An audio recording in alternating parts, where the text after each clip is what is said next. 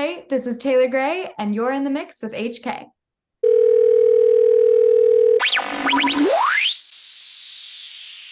Hello. What up? What up? What up? How are you? Wonderful. How are you, Taylor? I am so great. Thank you so much for having me. Oh, you are quite welcome. I'm so excited to have you on. I'm so excited, and I love your setup. Oh, thank you. Yes, these are real records. For some of our listeners, you might be new ear candy. So take me back to 12-year-old Taylor, where I think this all began when you started to teach yourself how to play a few instruments, right? I did. Thank you. Oh my gosh, thank you. I see you've um done your research, which I so appreciate. Yeah, Yeah. it was right around that age that I wrote like my first, I think kind of it clicked. I was writing songs for what like a sixth grader can do. And then it Yeah. was really in seventh grade where I was like, oh, I really, really love this and I'm gonna do this. And I had my Lisa Frank notebooks that I would just like write um, lyrics in and remember the melodies and was like, I should probably do something with this. And started teaching myself guitar and piano, did not like lessons, so I self-taught, which I to this day I'm continually self-teaching because I keep Yeah. forgetting because I don't have like didn't have an instructor. So yeah, I really started out just kind of going for it without a real direction and slowly but surely found my way to writing singer-songwriter pop. That took place for many years. You grinded it out. You got to respect the grind. It's talent is wonderful, but boy, people don't realize it's a very tough business. I always say it's so much easier to go punch a time clock from 9 to 5 and collect your pension and it being involved in the arts really takes passion and the grind and being willing to just do it and do it and do it and do it for a long time without any recognition or without making any money. So Mhm. now 2017, after what you just told us, 2017 rolls along and you get to make your first studio album. Tell me Yes. about that experience. Oh, it was so fun. I was in LA over the summer, in between school because I stayed in school. Um, I did not drop out of college, and so I had not a ton of time. So it was the summer break, and I was in LA and writing songs, a lot of which were songs that I wrote or started in high school, even. So this was like my freshman year of college or something. Maybe, but it was songs from like senior year of high school. And so it was Yeah. kind of a hodgepodge of a bunch of different feelings and thoughts. And like you said, it felt like an opportunity where it's like, okay, here's everything. And I didn't at that age have the vision to like really put together something cohesive, but man, I had a really fun time doing it. Yeah, yeah, I'm sure you did. And it was quite the endeavor. It was a full 12-song LP, so a lot goes into that, especially now when the industry is really driven by hit singles. So to say, okay, I'm going to put together a full complete album out of the gate, I think that's a much more arduous process than many might realize. Definitely. Yeah. I had put out several EPs throughout high school. And I'm fortunate that I've had very supportive parents, right? And so that's a big factor in the business, right? Not everyone has the luxury of being able to take the time and not a lot of people don't have an option to not get a 9 to 5 and I Right. did, which will always be very grateful for. And so all throughout high school I was writing and putting out like EPs, and so this felt kind of like an opportunity to put together something more standalone with like my little beats app that I would like make beats on and worked with different producers. Yeah, but if it wasn't for the technology, many years ago, I had a massive 10,000 square foot multi-million dollar studio in New York. And but you had to go to the studio to work. And nowadays, for under $10,000 and for a footprint as small as your tabletop, you can make the same hit records that we were making, in a 10,000 square foot, $10 million studio. So, which I Absolutely. think is just awesome, because for people who have the drive and the passion and the talent like you do, it's more accessible. And especially when you're going to school and you've got all these other responsibilities, being able to, pound out some beats and get some ideas down and be able to do that with such immediacy, for artists 20, 30 years ago, that wasn't the case. It's so true. It's changed everything. And I mean, it's fun, but there's still nothing like, you know, coming home crying and pulling out a guitar and just like playing two chords and bawling to write a song. You do both. Right. Right. But now you can capture that guitar and that vocal and that bawling much easier. Exactly. Right. Exactly. You can get that full 10-minute recording in a pristine Yeah. quality. You can master that. Yeah. Because I'm a studio rat, so I've my whole career's been in radio and as a producer and artist and remixer. So I've got my foot in all those ponds, and I started out learning how to cut tape with a razor blade and a grease pencil, and now it's all just undo, non-destructive digital. Wow. It's just so phenomenal. But I still love that I was able to learn it the way I learned it, because I feel that just gives me a history. And I don't know. I mean, if I was born today in the digital age, I wouldn't care. But for guys like me who learned in the analog world, we still like to look back to that and go, oh, that was good. Absolutely. Oh, that makes so much sense. That's so cool. Yeah. So now, shortly after 2017, back to you. Shortly after 2017, you drop another EP, and you got to work with some industry heavyweights on that one. I was gonna say, did I? Yeah, I did. You're right. Yeah, right. The It's self-titled Gray. I did. How did I Yeah. forget that one? Yeah, I Yeah. guess it feels like so far away. Mainly, I guess, because I wrote the album in like 2014, 2015. It just took a while to get released. But yeah, I did. I think that was when I really was trying to figure out who I was and more of my voice. I think there's pros and cons to putting out music at a young age. And the pro was like I got to learn a Mhm. lot. I learned a ton and I had a lot of fun with it. And the con was that I didn't take the time that I probably should have to really hone my craft and figure out who I Interesting. was, right? Because I'm writing songs at age 14, 15, 16, and who knows who they are at that age. Some people do, but I didn't.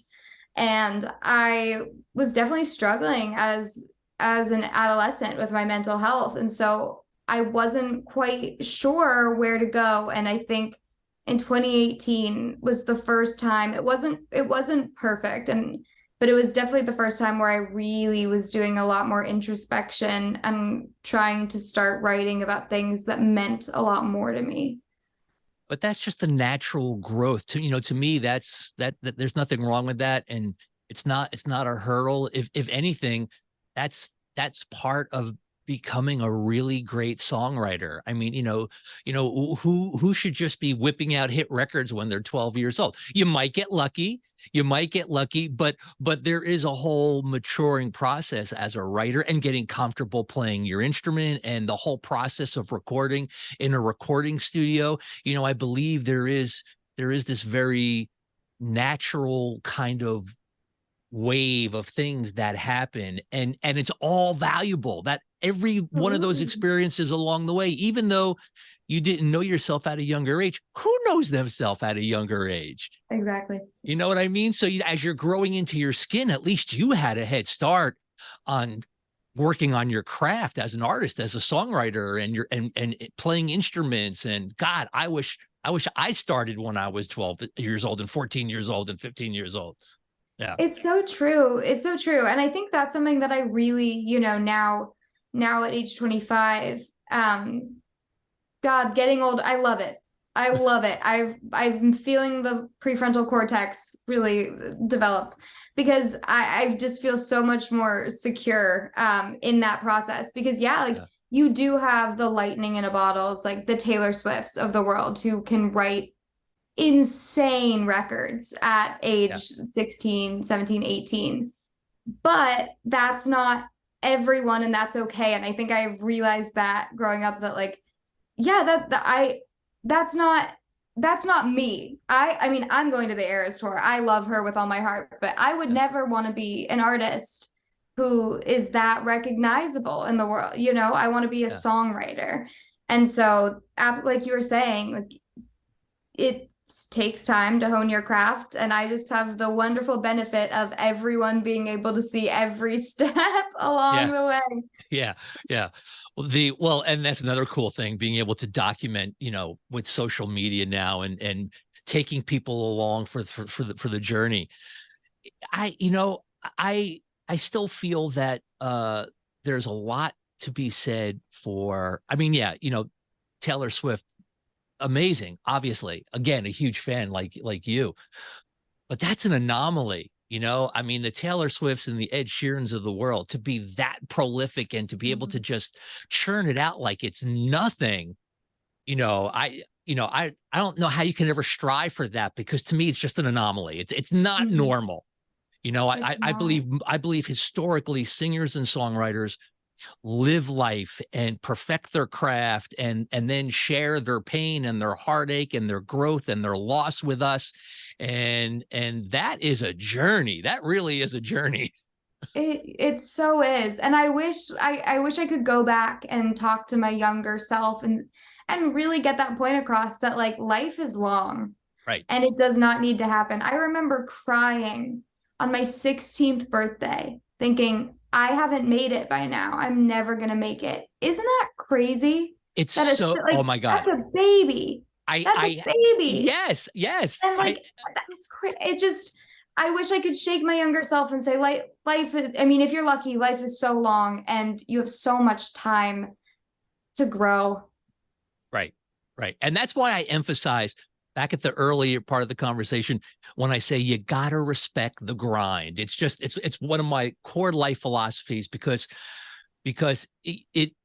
at anything, if it's sports, if it's acting, if it's creating music, to me, perfecting your craft, being good at it, and being able to sustain it over a long period of time, I refer to that as the grind. It shouldn't come easy. You should always be a tormented artist trying to perfect yourself. I want everyone to have good mental health, but a career should be like a sound wave. There's going to be ebb and flow, there's going to be ups and downs, but if you believe in it, strap in for the long journey, grind it out, and you will reap the rewards. And by the way, it makes those high moments in your life that much sweeter. It really does. I keep losing my IEM here. It really does. It makes, to me, those low points and those struggling periods in my life are what make those richer points feel that much richer, both personally and professionally. It's so true. Yeah, Yeah. my mom said to me once, she said, "Would you rather?" I don't know what I was crying about, but I was younger, maybe 19, and she said, would you rather not feel this pain right now or have never lived that experience that you're crying over right now?" Right. And I was like, I guess I'd rather feel the pain, because it's Right. and I love that. It's the ups and downs, and like you're not gonna remember that like heaviness of it in a couple years. You're just gonna Right. remember the levity of when it was over. Yeah. Well, way to go, mom. Yeah. I mean, Yeah. yeah, Yes, because mom. I totally agree with mom. Totally agree with your mom. I believe those hard points in our life really do make us better, and they will make you a better songwriter, and they will make you a better person, better person. Yes. So I've got to ask you, uh, who is responsible for making you feel like an idiot? Oof. Oof. Like that I was segue, trying, yeah. like that segue into the current hit single "Idiot." Perfect. It was perfect. It was seamless. Uh, Love the man, song, by the way. Love the song. There's a thank there's a you. there's a lot of heartfelt lyrics in that. being emoted in that track. Also great music, great production. I love the whole thing. But, of course, it begs the question, who made you feel that way? Yeah. So interesting song. The song's obviously written from the perspective of this is a relationship. And it's definitely taken the course of like there's been a lot of people. But there's been a couple close relationships, not only like I think everyone kind of veers towards like immediately thinking romantic, but a lot of times it's like personal relationships Mm-hmm. too, like people close to your life. Um, and for me, the song is kind of about like I have had a history of struggling with my mental health, and that is something that when I'm close to someone, like I open up, I share more about, because I think that's beautiful and like that connection and being vulnerable with someone is beautiful. And there are some people who, when your relationship comes to an end, or maybe you set a boundary, will then use that Mm-hmm. against you. And it doesn't have to be like, it's just like any secret, right? They'll use that against you. And so there have been a couple people in my life that have, turned around when they weren't happy with something that was happening. And we're like, oh, well, do you think you're overreacting because of this? And like, been like, oh, well, basically saying like, you're crazy. Yeah. You're crazy. Like Gaslight. I gaslighting. was just going to say, you feel like you're getting gaslighted. Yeah. Yeah. 100%. It's getting gaslit, and it's so manipulative, right? Because people will try to make you feel like, well, no one else is gonna deal with this. No one else is gonna understand you. No one, I do.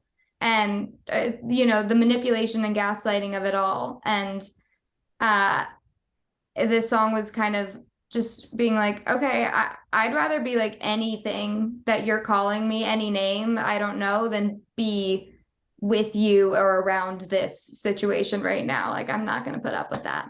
Yeah. I love it.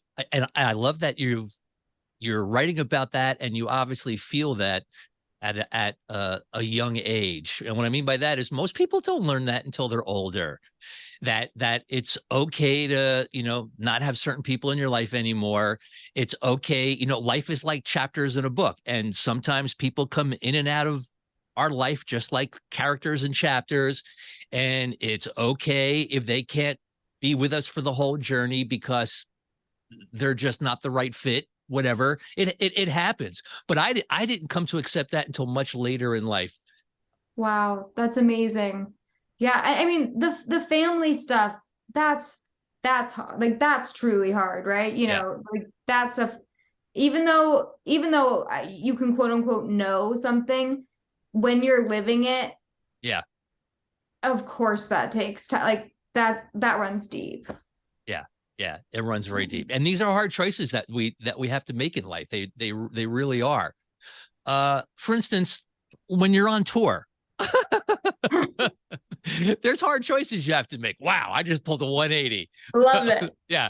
Yeah. What's something that you must have on tour that we wouldn't expect? That you wouldn't expect.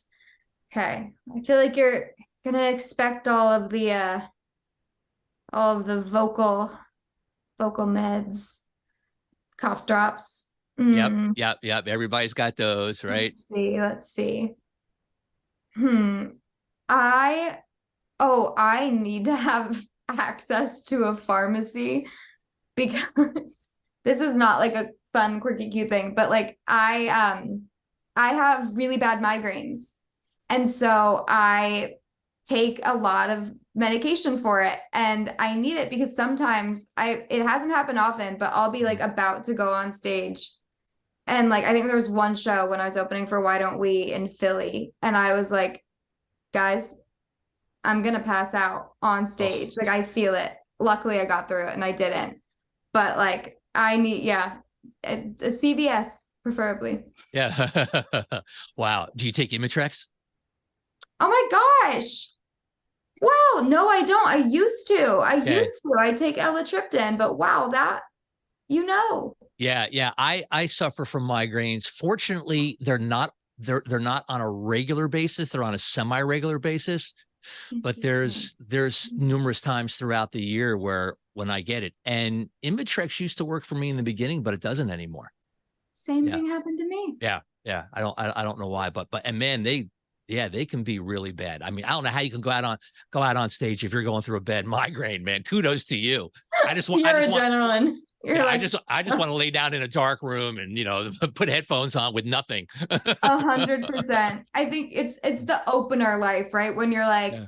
I can't make I am not gonna make anyone mad. I'm going to do my job and it's gonna be good.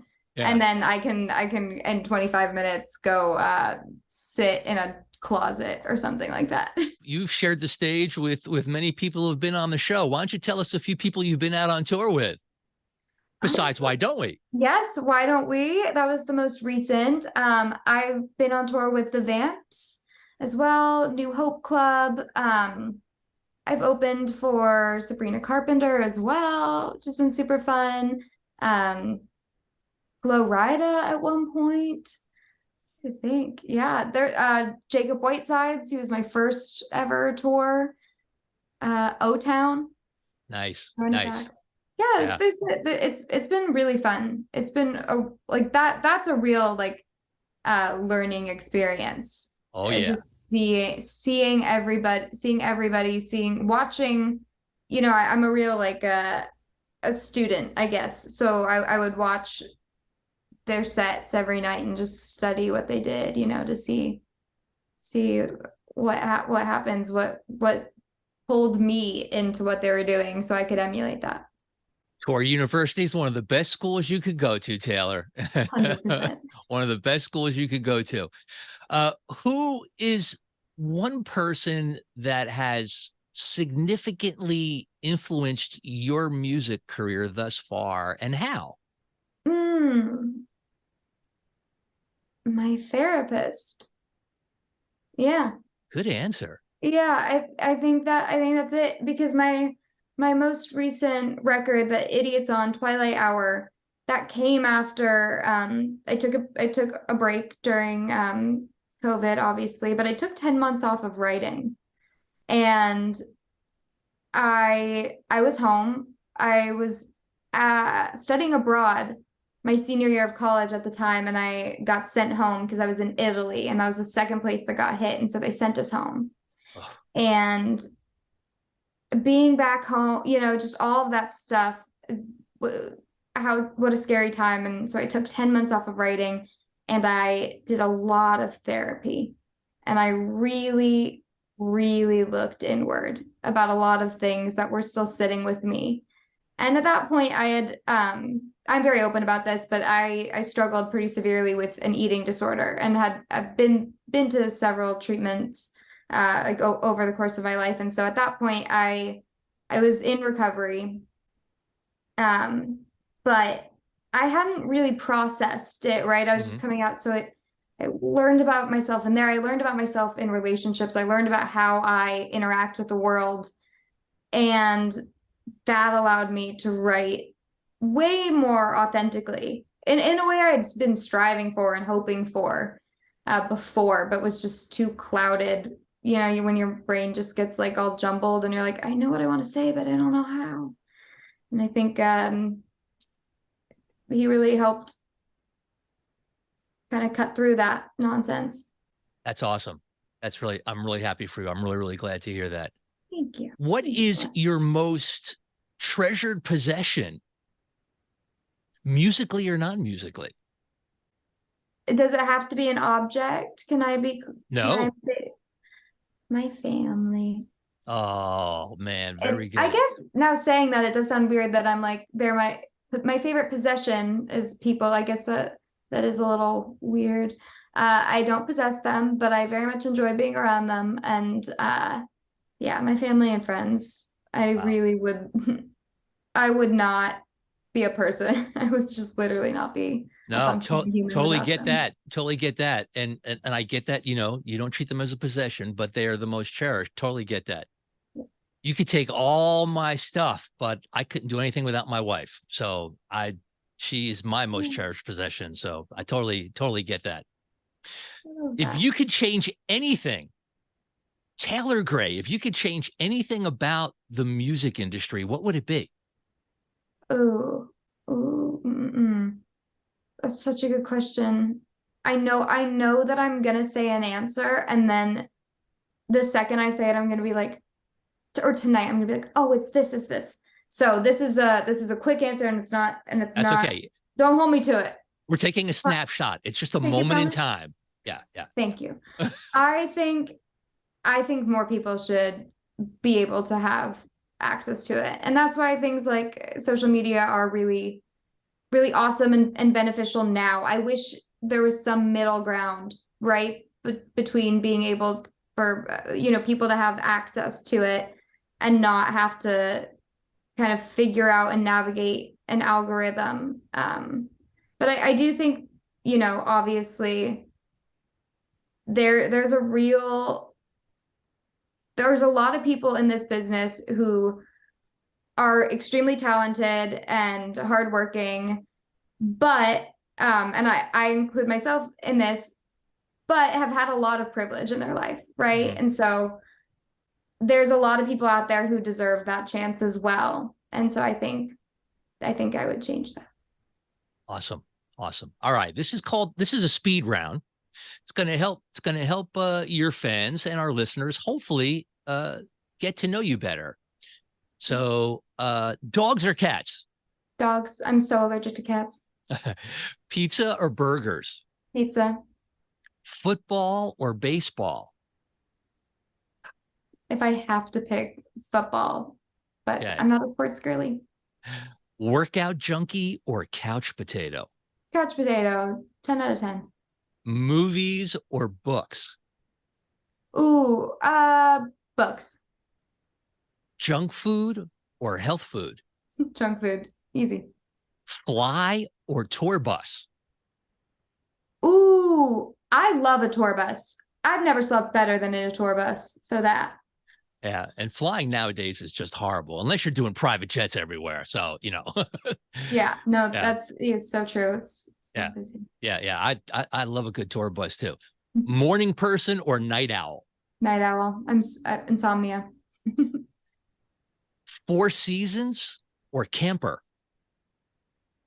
Oh, Four Seasons.